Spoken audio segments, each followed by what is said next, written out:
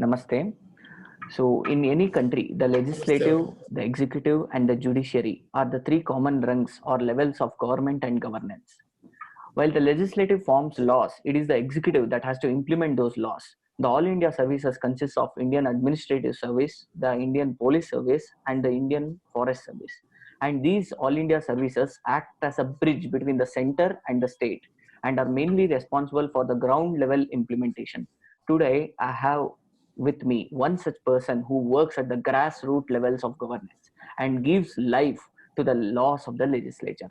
So I welcome Sri Edukundalu V, 2011 batch, Indian Forest Service Officer of Karnataka cadre. He worked in Karwar and Koppa as an officer trainee, worked in Madikeri division which has the highest man-elephant conflict in Karnataka. He has also worked on early warning systems, innovative barricading, capture and training of elephants and people's contact and many other initiatives. He has worked as a Mysore Wildlife DCF and played a major part in introducing bird census techniques for Ranganthittu Bird Sanctuary. Now he is working as a DCF in Hill Sanctuary, Chengadi Village Translocation and Tiger Reserve notification, and managing man-animal conflict is his priority.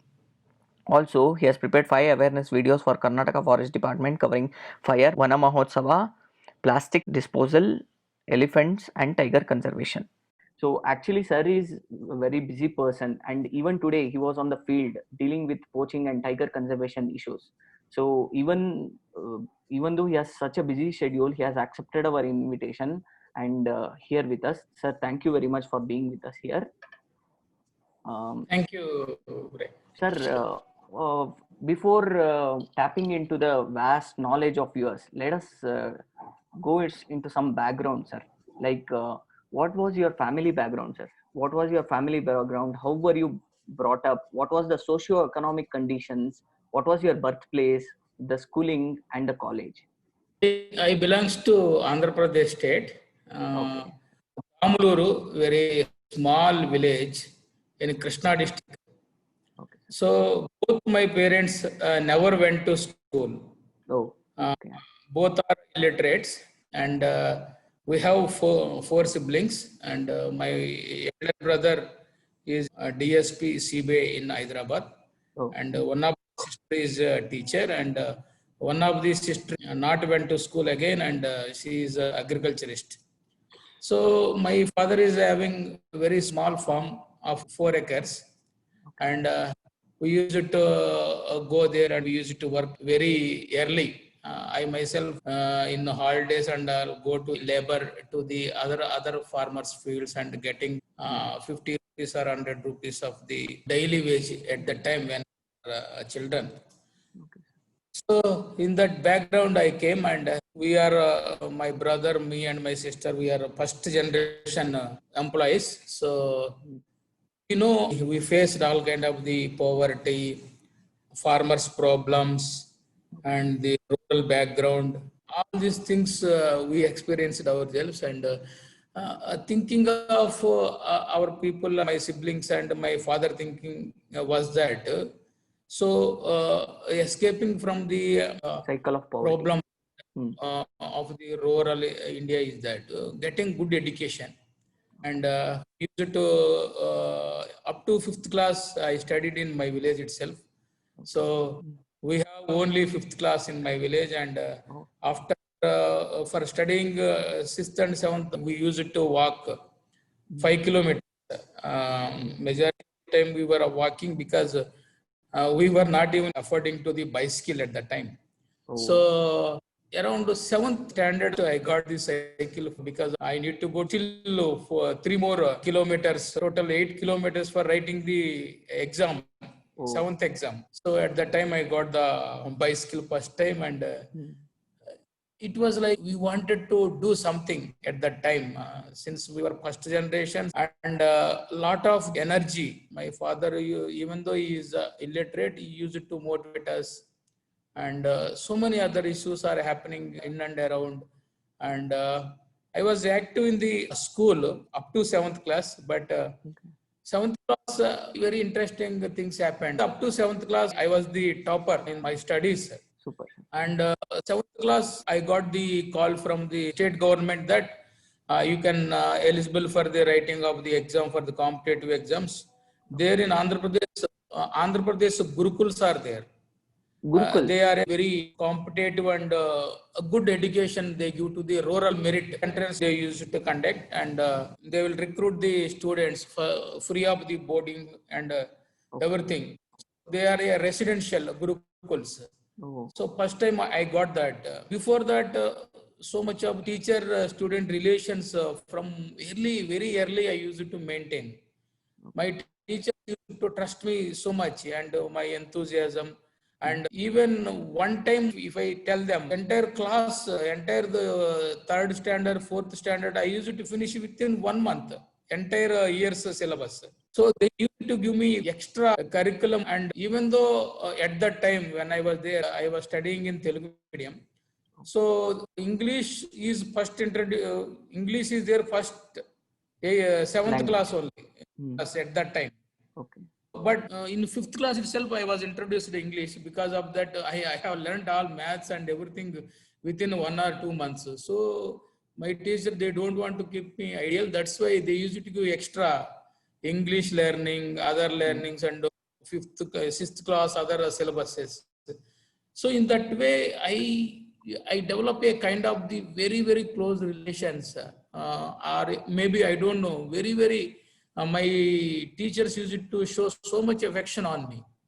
So once I got this call from the state level, so at that time there were no buses at all to go to the taluk level headquarters and getting the necessary certificate to go and attend the exam. So my teachers, one of my headmaster, he carried me altogether around 20 kilometers on bicycle, and he got all the certificates of myself, and he has again came back and he has dropped me in my village. Tomorrow morning is the exam, and around 7 o'clock evening I reached. I need to go still, I think maybe 100 kilometers or 150 kilometers more to the district headquarters to write the exam. So at the situation, my parents were a bit reluctant and they were fearing, and something is happening to this guy. Like that, they were fearing. But I was very, very enthusiastic, and at that small age also, I was showing so much of fearlessness and ruthless determination. I was not, entire night I was not sleeping. I wanted to write the exam at the very early 7th class itself, and I have not slept, and somehow entire bus only, one of my senior took me to the district headquarters, and even with sometimes maybe some maybe 1 hour or something I slept in bus itself, and the time we reached the district headquarters around morning, and I was eager to reach the examination hall, and finally I reached the examination hall in time, and I got selected. That has turned me into the altogether new opportunities, and it has opened me so much of the challenge to me also. I was within 1 month, 2 months, I could able to finish that level of this one. No? But once I came to that very high level of this school, so my rank was somewhere in 100 in the 8th class when I joined. So I have so much of fear and the determination to come to the front. By the 10th class, I was able to be 5th or 6th rank. Final exams, I was placed into the 2nd place. I got the state level competitive rank at that time. So that background, I wanted to do something with the new places. Again, after the 10th class, again, there was a Gurukuls again, Andhra Pradesh Gurukul for the PUC. So again, I wrote exams again, I selected, so that I wanted to escape from the rural background. I wanted to get the good education for myself, because my parents, they can't afford the better education. They can't keep me in the cities or something. So I wanted to escape from that. So Like that, the competition from that seventh standard itself, my competitiveness started, and till I selected into the UPSC. So many memories in all these exams, and so many top ranks I got till this I selected into the IFS exam. Sir, actually, you talked about Gurukul system, no, sir? Like, what is actually that Gurukul system? Like, do you think that the national education policy which the government is framing now should inculcate that Gurukul system? Is it beneficial if they inculcate? Yeah, definitely. Those Gurukuls are the almost on the lines of the Navodayas of the central government. Okay. These Navodayas are very limited, limited to the state. At that time, state government has taken the very conscious decision, because these rural people are very deprived of the many facilities. So many other social problems. So all these problems, so they cannot compete with the urban children. That's why for catering those children needs, at least for the merit children, we should not lose them. In that intention and the objective, they have started the Gurukuls, and till even this day also, those Gurukuls, they are getting the out of the top 10 ranks, they are getting 3-4 ranks. Even though they are government, they are competing with the private, and because they are the rural law too, they have so much of the talent from the rural. Because these people are having the fear in their mind that they are always hardworking and merit to so much of the potential. So many people from the ours is the so much of the rural background country. So many villages are not that much competitive education system. So very few children are they are escaping from those problems, and they are coming to the a competitive level with the urban children. True. So it is very important that these urban children and rural children, they should be mixed, and they should form the inclusive merit of the India. Then only inclusiveness will come from all the levels. True, sir. That's True, sir. why. Sir, one more thing, like, how would you describe yourself? Like, whether you were a kind of introvert person or an extrovert person with your friends? I am not the introvert person. In starting with, I am not the introvert person. Why? Because I was very active in my career, but I'm a little attentive, because I will approach any problem with the lot of the objectivity. When we are extrovert, sometimes there will be an element of eagerness to deal with the problem. What will happen in eagerness and overconfidence? Sometimes, not always, some of the issues we may lose. So that means what I wanted to say is that I will never approach a problem without any study. So I will not respond immediately, but I will respond the problem in appropriate manner, in exact timely manner. So that's what I wanted to say. Immediately I will not rush. That is one of the I can say myself as the positiveness. Problem in its originality and truth. For understanding of the truth, we require so much of the background verification and collection of the facts, and the so many other things will be there. Yeah. So I feel this is very important, because the very moment we can jump into the problem, there is an element of the a danger of the mistakes, and the ultimately problem for the conservation may also happen. So I am a little calculated person. Sure, sir. Sure. Sir, any memorable incident in your childhood, like you want to share with us? Memorable event in the sense means entire my childhood is like as I already explained, it's like a fairy tale, adventurous. I don't want to sit anywhere. I wanted to available situation. I wanted to perform better. I have got so many good memories. As I already hinted, Yeah, yes. my teachers were till now still also we use it to maintain the relations. Mhm. Never forget my teachers how they personally helped me. Mm. They have nurtured me, they have helped me personally. In fact, they have fed me also. I use it to carry my small boxes with most of the time in that time I have to walk around 7 o'clock morning. The curries we use generally not prepared, and I use it to come with only pickles every day. Mhm. So every day my teachers used to feed me with their curries, and they use it to see me like they're more than children. Mhm. And those memories still I remember. I can say that I am the product of the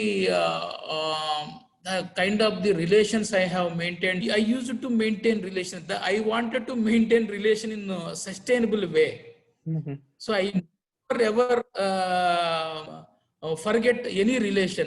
That is how I have so many memories with my teachers. They used to sometimes teachers at the time coming to the schools also very difficult. They are low-lying area. Ours is Mhm. rainy season. Teachers used to come with this knee level water. Oh. Till teachers use comes, I used to maintain the entire school.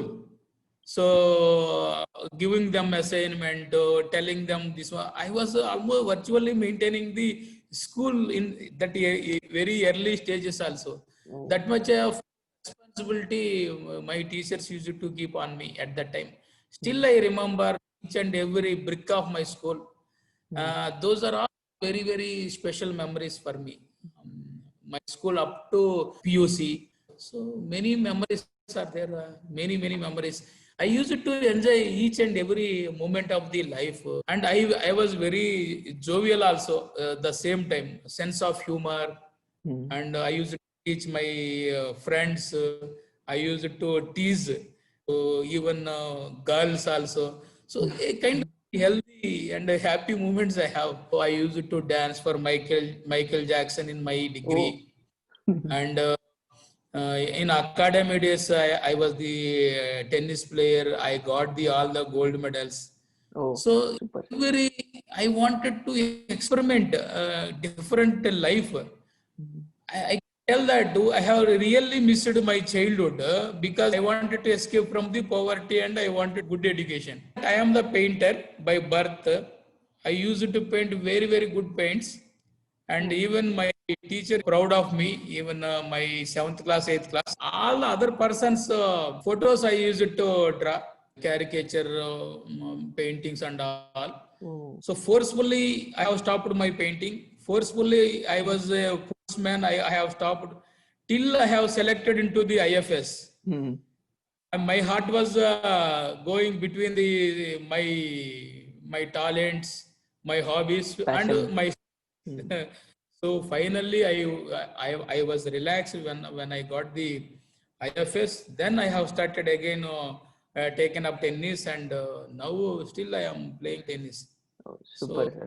Super, sir. Like, you seem to be very multi-talented, and also you have some kind of special relation with your teacher, sir. It's actually a message for this generation. Like, teachers are being looked down upon. They're not given the actual respect they deserve. I'm really happy to maintain the relationship with your teacher, sir. Why did you wanted to join civil services, and who inspired you to do so, sir? you might be observed me what the personality I am already. I actually, by the time I came to the degree level, Mhm. I wanted to do something more. That means in the present opportunities, available opportunities, I wanted to grab the biggest civil services. So I have enormous competitive mind. So I used to sit 12 hours to 18 hours a day. If I wanted to sit for 18 hours, I can sit for 1 month continuously. So that much of capacity of the sitting, the strong mind of myself, and very, very voracious reader, hardworking. So I may not be the very, very strong IQ and bright person, but I have the mix of the all. IQ average and maybe above average, but I am not the topper. I was topper till 7th class only. I was not the topper at the state level, or I was never topper at the any other level, but I was the number one or two any time. But I still believe that I can be even number one anytime. That's why I wanted to prepare for myself. And one particular character I am having that I will not read the entire year. Oh. I relax for some time Hmm. and I burst my energies whenever time is required. Enormous energy. Okay. That capacity I am having. I observed myself because I have observed my at that time when I was there in degree, so many my colleagues they were preparing. They are the in the academics of the degree also. So many people are preparing. So much of the enormous. They are getting the marks also. Mhm. But when come to myself, I used to read very concentrately for some time, and I used to almost get the equal marks of them. Even though if I am reading the year round, I may read for only just 10 days before the exam, but I used to read the whatever they are reading for the entire year. I used to read that small period only. Okay. So then I observed that I have this capacity of the reading and hard working. So I can definitely, in civil service, this is the requirement. Mhm. So definitely crack this exam. Then I decided that I should prepare for the civil services exam. I used to mix academics and preparation of the civil time simultaneously. Oh. So after the degree, I prepared for the ICR exam. So I have got the JRF fellowship.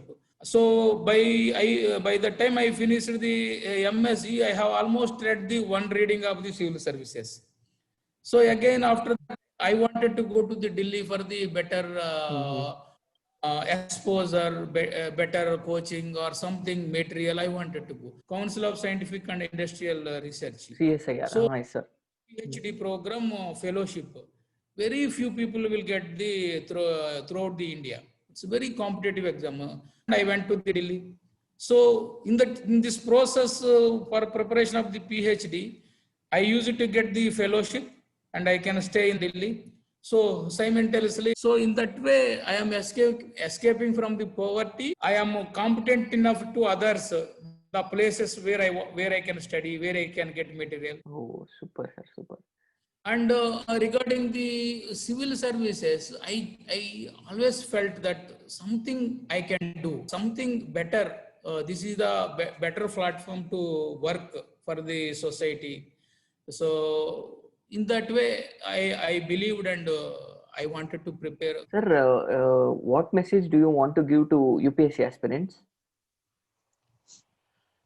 Present UPSC aspirants. Anybody can definitely succeed in civil services because I am not the very much IQ person, but average or above average person with very hard working and planning, enormous mental stability and capacity to sit and read, concentrate. Anybody can succeed.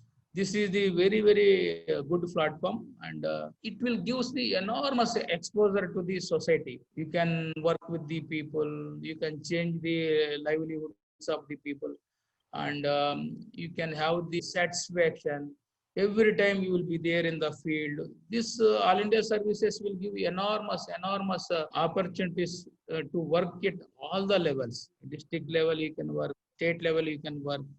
So you can find your heart here, definitely in this civil Civil services. services. Okay. Sir, how was the starting of your career and any difficulties you faced? Yeah, once I came to the IFS, Karnataka, I was not too much learned in academy. Again, it is my natural behavior. Unless there is a need, I will not act. So I was simply resting 2 years in academy, we went each and every nook and corner of India and understanding very lighter manner, not the theoretically or bookish manner. Gone to every nook and corner of India and Indian forests. And in lighter way, we were enjoying and a kind of the rest after so many years of preparation. And then I started observing in a practical way of each and every problem. Karnataka, if we can see, 2-3 issues are very important. One issue is the man-animal conflict management. Day by day, man-animal conflict is increasing because of the many reasons. Some reasons are the encroachments, and people are increasingly urbanizing in the forests, and so much of pressures to the forest. So all these issues compounded, and man-animal conflict is increasing. So these problems, how to solve?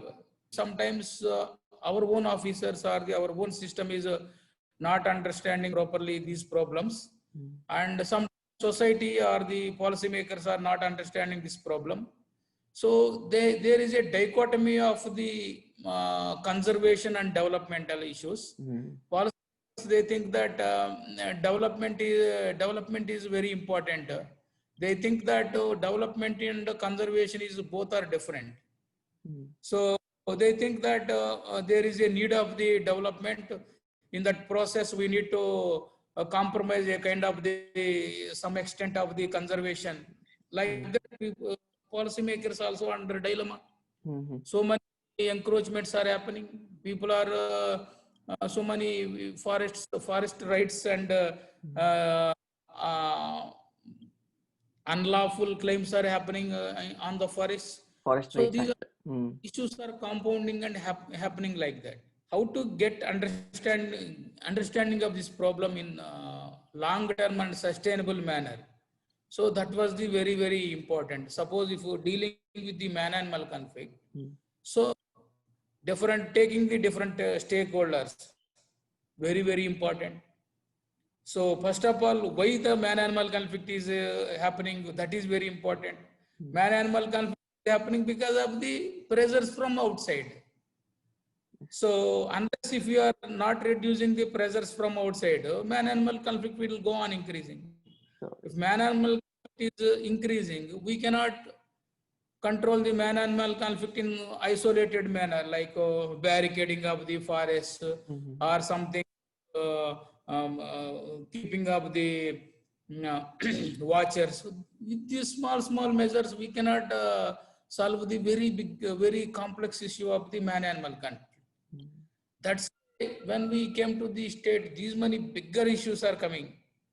So working with the very grassroots level, understanding the each and every issue, where exactly the problem is lying, why this problem is arising. So those understanding of those issues, we took us, we were very eager to understand, we need to understand very fast, because we cannot waste that time, because people lives are under stake, forest conservation is under stake, animal welfare is under stake, so many other stakes are there. So that was the challenge I was facing in the starting of the career. Okay. Sir, how do you propose to bring a balance between development and sustainability, sir? It's the major question. Like it's a big issue in the whole world today, sir. Like each and every country is thinking about trying to bring a balance between development and sustainability. Majority of the time, our policymakers thinks that forests are the outside resources of the country or the state. Okay.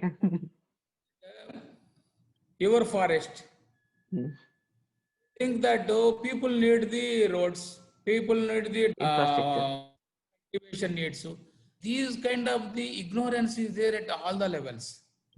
Political level, this ignorance is there, and even policy making at the highest level is also some kind of the ignorance is there. Whenever these issues are coming, like unregulated diversion of the forests, unsuitable diversion of the projects, like very sensitive areas, some projects Eco-sensitive areas. very unscientific manner. Even local level politicians, they even encourage the encroachments. Oh. Thousands of the forests we have lost, and we have not only lost physical quantity of the forest, we have lost even a qualitative quantity of the forest. Because so these forest areas very important for the conservation, they are disturbed. Forest as an ecosystem stopped working. That means wildlife is facing problem. Some important species, keystone species and flagship species, very important for the functioning of the ecosystem. So they are getting endangered day by day, continuously, in increasing manner. So that ecosystem is, entire ecosystem is slowly becoming the kind of simply a forest patch. Ecosystems are not working. So many animals are getting extincted. Natural systems, so the rainfall, the water cycles, carbon cycles, they are all affecting. So slowly they are getting degraded. The governments, they are not thinking that they are the very primary base. From this base, we need to develop a plan. We are not doing that. Okay. So we are endangering our own principal forests. So we are losing the foothold that from where development. Suppose development and conservation is the single word. Sustainable development. Sustainable development. Earlier, people think that development is one side, conservation is one side. But the modern thinking and understanding that sustainable development. Any development will sustain if there is a recycling of the entire resources. Suppose if you are making the roads, if you are making the riches of the people, if we are losing the health of the people, so ultimately we are negatively developed. And the diseases, the public health, it is getting more and more burden to increasingly modern societies. The urban pollution, breathing problems, biodiversity loss of the forest, these are all enormous amount of the natural resources and natural wealth we are losing. With this development, what we narrow sense of the development, with the buildings and electricity lines, definitely we are negatively developed. That's why ultimately what we should need is the very these forest areas, which are the forest and wildlife dominant landscapes. So we require a different kind of the models. Okay. Anthropogenic or the people's dominant landscapes, suppose Bangalore, Tumkur, areas where forests are not there, they require the different kind of the developmental models. These forest areas, we require altogether a different kind of the developmental models, which sustains the forest, which sustains the local development. So, for example, tree dominant agro ecosystems or the organic farmings to these forest dominant ecosystems or the recycle based, community based farming, these ecologically sensitive areas. Otherwise, as a society, we will lose the wealth. Where exactly we wanted to protect, we will not protect, which are innumerable value, intangible value of the biodiversity we will lose. So that will definitely affect the development, public health, so many other issues negatively. That's why our developmental model should be always sustainable. At least forest dominated ecosystem, if not the entire state, if governments cannot make that much issues, but at least forest dominant ecosystems, definitely there is a requirement of the sustainable and organic farming related, naturally recycled basis development models. True, sir. True.